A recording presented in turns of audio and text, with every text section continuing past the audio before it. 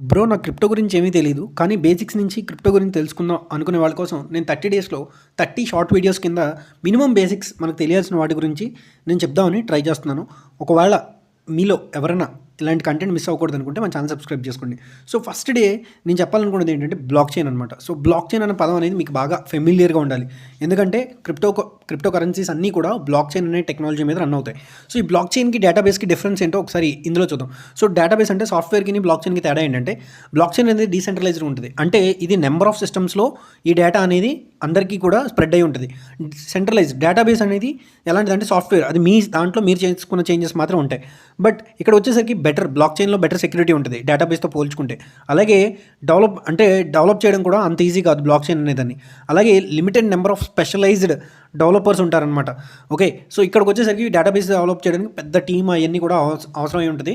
దీన్ని ఎప్పుడైనా మోడిఫై చేయొచ్చు సాఫ్ట్‌వేర్ అనేదాన్ని.